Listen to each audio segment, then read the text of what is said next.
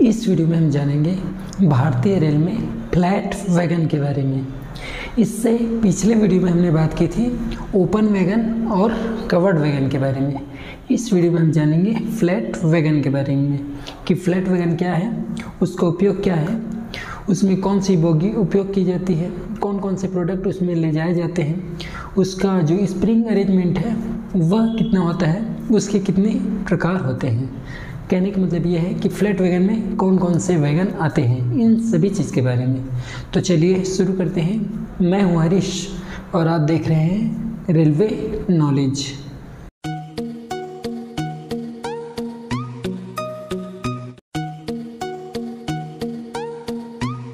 तो सबसे पहले समझते हैं कि फ्लैट वैगन का मतलब क्या है। तो फ्लैट वैगन का मतलब होता है, फ्लैट का मतलब होता है समतल। कहने का मतलब है जो पूरी तरह से समतल हो। कहने का मतलब है यदि हम एक वैगन की बात करें या फिर कहें कि पिछले वैगन की बात करें जैसे कि ओपन वैगन, तो इसके चारों तरफ जो चारों साइडें होती हैं उसमें वॉल्स बनी होती हैं, दीवार बनी होती हैं। लेकिन फ्लैट वैगन ऐसा है जिसमें किसी भी प्रकार की वॉल्स नहीं होंगी। कहने का मतलब है जिसमें साइड वॉल्स नहीं होंगी, ऐसे वैगन को कहते हैं फ्लैट वैगन। अब हम समझते हैं फ्लैट वैगन के उपयोग के बारे में कि फ्लैट वैगन का क्या उपयोग किया जाता है। तो फ्लैट वैगन का उपयोग ऐसे प्रोडक्ट के ले जाने में किया जाता है जिसको लोडिंग करने में या फिर कहें कि उसे अनलोडिंग करने में आसानी हो। तो फ्लैट वैगन का उपयोग किया जाता है कि रेल को ले जाने में, या फिर कहें कि रेल के नीचे जो स्लीपर बिछाई जाती है उनको ले जाने में, जो स्टील की कॉइल्स होती हैं उन सभी को ले जाने में फ्लैट वैगन का उपयोग किया जाता है।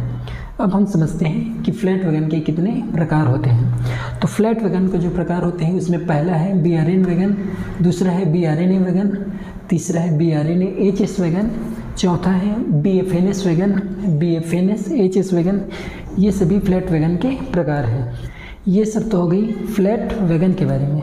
लेकिन इस वीडियो में हम जानेंगे फ्लैट वैगन के एक प्रकार के बारे में जिसका नाम है BRN वैगन। BRN वैगन को डिज़ाइन किया गया था 1992 में। इसका उपयोग ऐसे प्रोडक्ट ले जाने में किया गया था जैसे कि रेल्स हो गए या फिर कि स्टील के जो हैवी प्रोडक्ट्स होते हैं उन सबको ले जाने में BRN वैगन का उपयोग किया जाता है। यदि हम इसकी बोगी की बात करें तो इसमें जो बोगी उपयोग की जाती है उसे कहते हैं कैसनव 22 NLB बोगी। इसका जो स्प्रिंग अरेंजमेंट होता है या फिर कहें कि इसका जो एक्सल लीड होता है वह होता है 20.32 टन, और जो इसमें स्प्रिंग की जो संख्या होती है या फिर कहें कि जो स्प्रिंग का अरेंजमेंट होता है वह होता है, यदि हम इसकी आउटर स्प्रिंग की संख्या की बात करें तो वह होता है 12, इनर स्प्रिंग की जो संख्या की बात करें तो वह होता है 8, और जो इनर स्प्रिंग की जो संख्या होती है वह होती है 4। यदि हम बात करें इसकी पीरियड ओवरहॉलिंग या फिर कहें कि POH के बारे में तो वह होता है, तो BRN वैगन यदि नया है तो उसका पहला जो POH होगा वह होगा 6 साल में, और उसके बाद जो POH किया जाएगा वह होगा 4.5 साल के अंतराल में। यदि हम इसकी रूटीन ओवरहॉलिंग या फिर कहें कि इसके आरोच के बारे में, तो पहला इसका आरोच होगा या फिर कहें कि नए में इसका आरोच होगा वह होगा 2 साल में, और उसके बाद जो आरोच किया जाएगा वह किया जाएगा 18 महीने के अंतराल में। यदि हम बात करें इसमें जो ऑक्सिलरी रिजर्वायर होती है उसकी कैपेसिटी की, तो वह होती है 100 लीटर्स की या फिर कहें कि 100 लीटर की इसकी एयर टैंक की या फिर ऑक्सिलरी रिजर्वायर की टैंक की कैपेसिटी होती है। अब हम बात करते हैं BRN वैगन की ब्रेक सिलेंडर की डायमीटर की। तो BRN वैगन की जो ब्रेक सिलेंडर का डायमीटर होता है वह होता है 14 इंच का, या फिर mm में कहें तो वह होता है 355 mm का।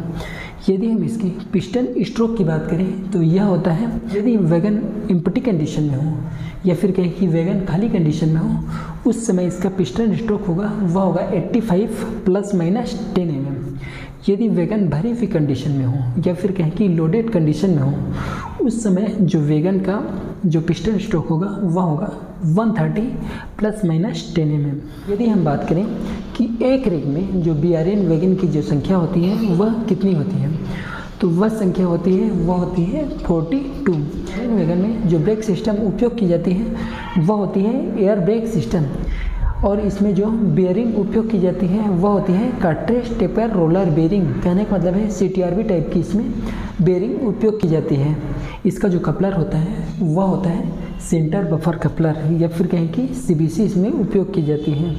यदि हम इसकी व्हील के डायमीटर की बात करें तो वह होता है नए साइज में 1000 mm, और जब वह कंडम साइज हो या फिर उसकी व्हील की जो लास्ट स्टेज हो वह होती है 906 mm। 906 mm के बाद व्हील को रिजेक्ट कर दिया जाता है। इसकी जो जनरल सेंटर के बीच की दूरी होती है वह होती है 2260 mm, और इसमें जो साइड बैरर लगी होती है उनके बीच का जो डिस्टेंस होता है वह होता है 1474 mm। यदि हम बात करें इसकी मैक्सिमम स्पीड की तो वह होता है 75/80। कहने का मतलब ये है कि यदि वैगन भरी कंडीशन में हो तो उसका जो मैक्सिमम स्पीड होगा वह होगा 75 किलोमीटर प्रति घंटा, और वैगन जब खाली कंडीशन में होगा या फिर कहें कि वैगन जब एम्प्टी कंडीशन में होगा तो उस समय वैगन का जो मैक्सिमम स्पीड होगा वह होगा 80 किलोमीटर प्रति घंटे की स्पीड से। अब हम बात करते हैं BRN वैगन की डायमेंशन की, जैसे कि उसकी पूरी लंबाई की, या फिर कहें कि जो दोनों कपलर होती हैं उनकी बीच की दूरी की, या फिर कहें कि उसकी चौड़ाई की, या फिर उसकी जो हाइट होती है वह कितनी होती है, इन सभी चीज़ के बारे में। तो इसकी जो लंबाई होती है या फिर कहें कि लेंथ ओवर हेड स्टॉक होती है वह होती है 13,716 mm। यदि हम बात करें इसकी लेंथ ओवर कपलर्स की तो वह होता है 14,645 mm। यदि हम इसकी विड्थ या फिर चौड़ाई की बात करें तो वह होता है 2845 mm। यदि हम इसकी रेल लेवल से हाइट की बात करें तो वह होता है 2544 mm। यदि इसकी जो बोगी सेंटर्स होती हैं उनकी बीच की दूरी की बात करें, या फिर कहें कि एक बोगी सेंटर से दूसरे बोगी की सेंटर के बीच की दूरी की, तो वह होता है 9144 mm की। यदि हम इसकी height of CBC from rail level, कहने का मतलब है रेल लेवल से CBC की जो सेंटर की जो हाइट होती है वह होती है 1105 mm। यदि हम इसकी टेयर वेट की बात करें या फिर वैगन जब खाली हो उस कंडीशन में इसकी भार की बात करें तो वह होता है 24.39 टन। यदि हम इसकी पे लोड, कहने का मतलब है कि इसमें कितना माल भरा जा सकता है, या फिर कहें कि इसमें कितना सामान गुड्स या फिर कितना प्रोडक्ट भरा जा सकता है, उसकी लोड की बात करें तो वह होता है 56.8 टन। यदि हम इसकी ग्रॉस वेट की बात करें या फिर कहें कि जो मालगाड़ी का जो भार होता है और जो उसमें जो प्रोडक्ट लोड किया जाता है वो दोनों मिलाकर जो लोड बनता है वह होता है ग्रॉस वेट, वह होता है 81.28 टन। मुझे लगता है कि अब आपको फ्लैट वैगन के बारे में लगभग सभी बातें समझ में आ गई होंगी। यदि वीडियो समझ में आ गई है तो आप कमेंट बॉक्स में ज़रूर ओके या फिर थैंक्स ज़रूर लिखें। यदि यह वीडियो आपको अच्छा लगा हो तो इसे लाइक ज़रूर करें, और यदि आप हमारे चैनल पर नए हैं तो इस चैनल को सब्सक्राइब भी कर लीजिए ताकि रेलवे संबंधित ऐसी जानकारियाँ आपको मिल सकें। तो इस वीडियो को यहीं पर समाप्त करते हैं, मिलते हैं किसी अन्य वीडियो में, तब तक के लिए बहुत बहुत धन्यवाद।